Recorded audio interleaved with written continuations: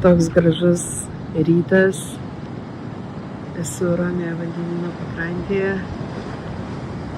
Ankstus rytas, labai gražu, geras.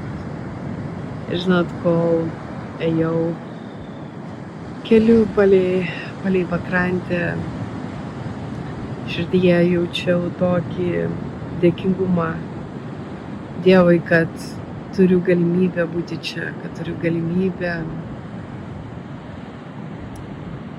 patirti tai.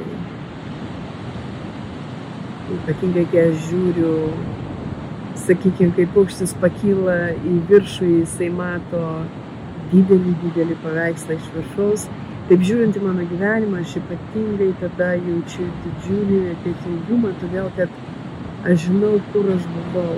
Ir buvau įkvėpta pasidalinti tiesiog tokia trumpa žinutė. Jeigu tu jautiesi, kad tu esi labai tamsiame arba, kaip pasakyti, tamsus gyvenimo etapas pas tave dabar ir tau atrodo, kad tu net neįsivaizduoji, kaip jo išbristi, kada ateis tas galas šitam etapui, ar apskritai jisai ateis. Aš noriu paraginti, kad jis būtinai ateis. Jeigu tik tai tu nepasiduosi ir nuspręsi nepriimti to juodo etapo kaip tavo likimo ir kad toks jau taip ir bus, kad taip ir liks tavo gyvenimas. Tai aš prisimenu, kai aš likau be kojų po autoavarijos ir be rankos, sakykime, galimybės naudoti savo kairę ranką, kadangi liko paralyžiuota, buvau visiškai priklausoma nuo kitų dėl menkiausių tiesiog kasdieniškų metodų, ką reikia padaryti. Ir atrodė, viešpatie, nejaugi, taip visą likusį gyvenimą aš ir būsiu priklausoma nuo kitų ir aš būsiu uždaryta namie, be galimybės išeiti, be galimybės gyventi gyvenimą. Ir iš tikrųjų su Dievo pagalba viskas gali pasikeisti.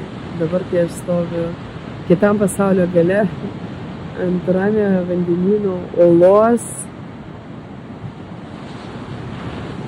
ant krašto jos ir žiūriu tokį įspūdingą grožį, taip norisi paraginti, kad nesustotum, kad nepasiduotum, kad nepriimtum savo tamsiojo etapo kaip tavo galutinio etapo. Nepriimk to, kovok, stenkis daryti viską, kas įmanoma, kad pagerinti savo situaciją, kad pagerinti savo aplinkybės. Ir tiesiog eik į priekį, klausyk Viešpaties, kai jis įkvėps tave, kai pajusi įkvėpimą imtis veiksmo, eik į priekį, drąsiai imtis veiksmo, nebijok nieko, nebijok apie tai, kas bus, jeigu kažkas blogo bus, ar kas bus, jeigu nepavyks. Net nedarais savo tų minčių. Tiesiog drąsiai eik į priekį ir kovok iki galo. Kalbu iš patirties, todėl kad pati turėjau tai pereiti ir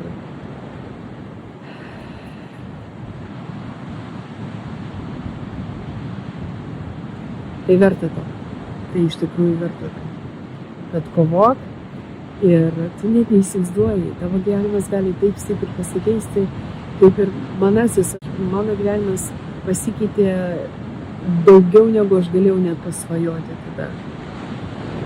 Daugiau nei galėjau pagalvoti, kad tai yra įmanoma net tada, kai pradėjau imtis veiksmo, tikėdama, kad pagerinsiu savo gyvenimo sąlygas. Su Dievo pagalba viskas gali taip pasikeisti, kad tu dabar tavo sąmonė, tavo protas net negali daleisti kaip galimybės. Tad kovok žingsnis po žingsnio ir eik iki galo. Ir tu pamatysi, kad tavo tas juodas gyvenimo etapas, jis būtinai pasibaigs. Ir jį pakeis šviesus ir spalvotas džiaugsmingas etapas.